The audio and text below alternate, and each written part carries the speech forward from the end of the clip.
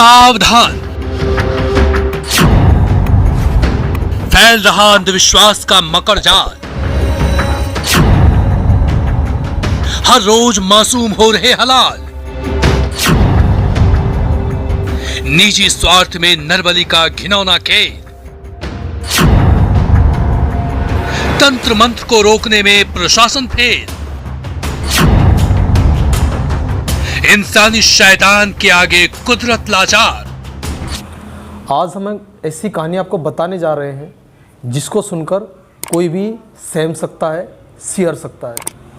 उत्तर प्रदेश के अमरोहा में कैलाश और प्रेमवती दोनों पति पत्नी थे, लेकिन उनके साथ ऐसा होता था और उनको बच्चा होता था वो तुरंत ही मर जाता था। पहला बच्चा हुआ वो भी तुरंत मर गया, उसके बाद जो दूसरा बच्चा हुआ कुछ दिन बाद वो भी मर गया, लेकिन जो तीसरा बच्चा हुआ वो तो मरा हुआ ही पैदा हुआ, जिसको लेकर जो दंपत्ति थे वो ज़्यादा परेशान थे।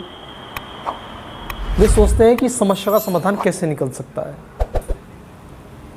इसको लेकर ऐसा कोई मंदिर नहीं है, ऐसा कोई मस्जिद नहीं है, ऐसा कोई डॉक्टर नहीं है, ऐसा कोई वैद्य नहीं है, ऐसा कोई तांत्रिक नहीं है जिसके पास वे ना गए हों। लेकिन एक तांत्रिक ने उन्हें बताया कि आप ऐसा करो, पूर्णमासी की रात जब चांद पूरा होता है आप गंगा किनारे जाइए, वहाँ एक बकरे की बलि दीजिए और उसके खून से अपनी पत्नी को आपको नहलाना है।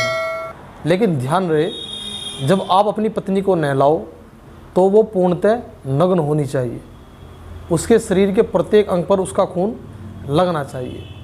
नमस्कार, राम राम, मैं हूं आपके साथ प्रताप आर्य और आप देख रहे हैं एवरेस्ट 24 न्यूज़। आज की सच्ची कहानी को लेकर आपके साथ प्रस्तुत हुए हैं।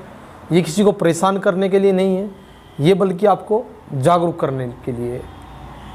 उत्तर प्रदेश के जनपद अमरोहा में एक जो थाना पड़ता है उस थाने का नाम है आदमपुर। आदमपुर थाने में गांव है मलकपुर। मलकपुर गांव में रेखा और रमेश, ये भी दोनों पति पत्नी थे। परिवार अपना कुशल मंगल रह रहा था। इनको 2 बच्चे थे। पहले बच्चे की उम्र 1.5 साल थी, दूसरे बच्चे की उम्र 4 साल थी। सुबह का समय था तो रमेश को किसी काम से पास के एक शहर हसनपुर जाना था, जो मलकपुर से लगभग 20 किलोमीटर दूर था। जबकि जो उसकी पत्नी थी रेखा, वो खेत में घास लेने के लिए गई थी। 4 साल का बच्चा स्कूल में गया था और 1.5 साल का बच्चा जो था वो घर पर ही अकेला था और सोया हुआ था। लगभग दोपहर के समय जब रेखा खेत से घास लेकर वापस लौटती है तो देखती है कि जो उसका बेटा 1.5 साल का था, इसका नाम यश था, वो अपनी चारपाई पर मौजूद नहीं था। ये देखती रेखा के जो दिमाग में कहीं उलझने आती है, उसको लगातार ढूंढती है, कभी कहीं ढूंढती है, कभी ढूंढती है, लेकिन यश उसको नहीं मिल पाता है।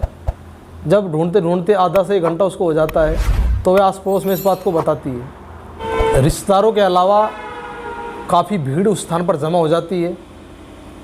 बच्चे को सब दिशाओं में तलाश किया जाता है, जंगलों में ढूंढा जाता है, सभी घरों में ढूंढा जाता है, लेकिन बच्चे का कोई अता पता नहीं लगता है। इतना समय बीतने के बाद भारी संख्या में जो भीड़ है वो नज़दीकी जो दड़ियाल चौकी थी वहाँ पर पहुँचते हैं। दड़ियाल चौकी जो प्रभारी थे राम प्रकाश शर्मा, उनसे वे कहते हैं कि ऐसे ऐसे लगभग दोपहर के 1 बजे जो मेरा बच्चा था यश, उसको मैं घर पर छोड़कर गई थी। जब मैं खेत से वापस लौटी तो मुझे बच्चा घर पर नहीं मिला। यश आज गायब है। मैं आपसे आज और प्रार्थना करती हूँ मेरे बच्चे को बरामद कीजिए। इतना सुनने के बाद पुलिस चारों तरफ लगातार काम्बिंग करती है, लेकिन बच्चे की तलाश करने के बावजूद भी बच्चा कहीं पर भी उनको नहीं मिल पाता है। इसके बाद वो क्या करते हैं 22 तारीख अगस्त 2022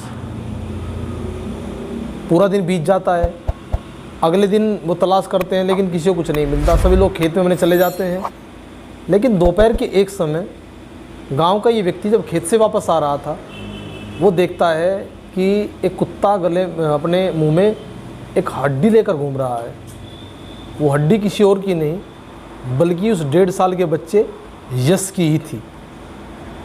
इतना देखने के बाद वो शोर मचा देता है। उस स्थान पर भारी संख्या में भीड़ जुट जाती है। पुलिस को सूचना दी जाती है। पुलिस भी अपने दल बल के साथ उस स्थान पर पहुंचती है। पहुंचने के बाद पूरे जंगल में दोबारा फिर से काम्बिंग की जाती है।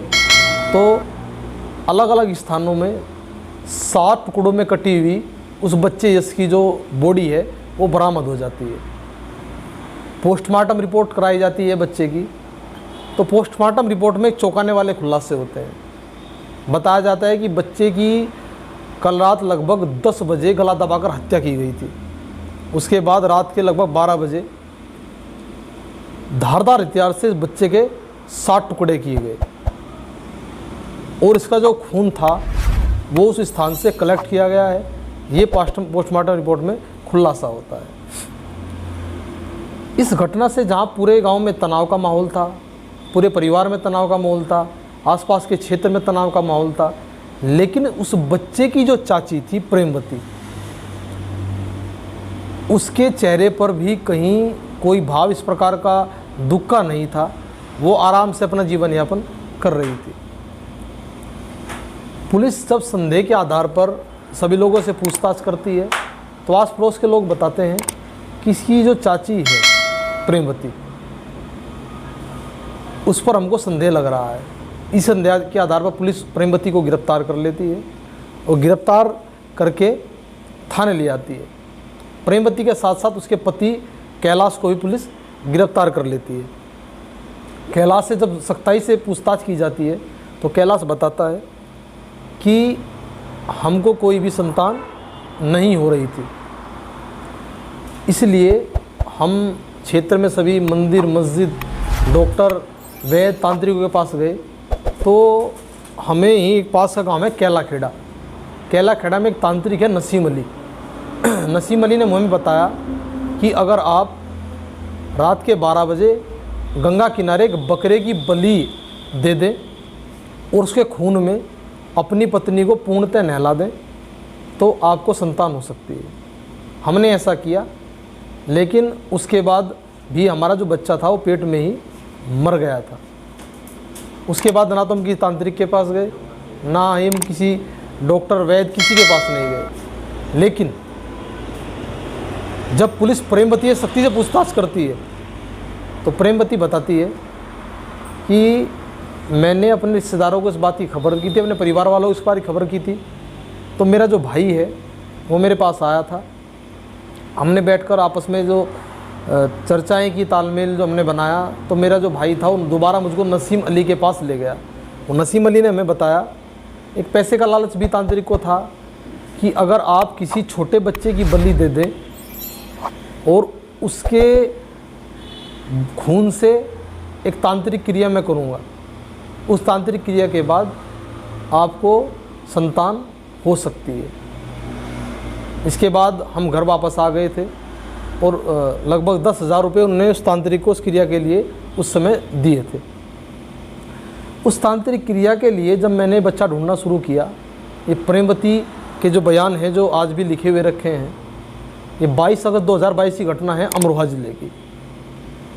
प्रेमवती ने बताया कि जब मैं वापस घर आई तो मैंने देखा कि मेरा जो भतीजा है यश, वो दोपहर के समय घर पर अकेला रहता है। इतना देखने के बाद मैंने तांत्रिक को दोबारा फ़ोन किया और मैंने कहा कि बच्चे का प्रबंध हो चुका है। मैंने दोपहर के लगभग 1 बजे यश को उसके घर से उठाया और अपने घर में ले जाकर उसकी गला दबाकर हत्या कर दी थी और इस बात की सूचना मैंने तांत्रिक को दे दी थी। इसीलिए रात के लगभग 12 बजे तांत्रिक 20 किलोमीटर चलकर मलकपुर गांव पहुंचा। मलकपुर से हम जंगल में वहां पहुंचे और 12 बजे बच्चे के हमने 7 टुकड़े किए।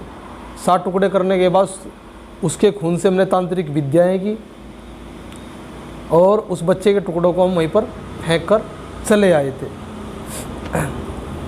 लेकिन जब पुलिस ने उसको गिरफ्तार किया और उसको जेल भेजने की तैयारी पुलिस कर रही थी, उसकी जब मेडिकल रिपोर्ट कराई गई तो चौंकाने वाला खुलासा हुआ कि जो प्रेमवती थी वो 3 महीने से गर्भवती थी और उसका बच्चा उसके गर्भ में सुरक्षित भी था। इस घटना के बाद पूरे क्षेत्र में तनाव का माहौल था। सोशल मीडिया के माध्यम से, अखबारों के माध्यम से, टीवी चैनलों के माध्यम से जब लोग इस बात का पता चला तो लोगों के अंदर इस बात से गुस्सा और रोष दोनों था। हालांकि उसके जेठ जेठानी ने चौंकाने वाले बयान उसके बाद दिए थे। उन्होंने कहा था अगर मेरी देवरानी जो है प्रेमवती, इसको बच्चे की ज़रूरत थी तो मेरे बेटे इसको अपने पास रख लेती, दोनों बच्चों को मेरे पास अपने पास रख लेती। उन्हें बताओ किसी का कत्ल करने की, किसी बच्चे की जान लेने की क्या ज़रूरत थी। इस प्रकार की सच्ची कहानी के लिए हम आपसे जुड़े रहेंगे। इसके लिए आप देखते रहिएगा Aves 24 न्यूज़। इस कहानी का मकसद किसी को नुकसान पहुंचाना नहीं है, किसी को परेशान करना नहीं है, बल्कि लोगों को जागरूक करना है कि जिससे अंधविश्वास, रूढ़िवादिता से हम एक दूरी बनाए रखें। नमस्कार, राम राम।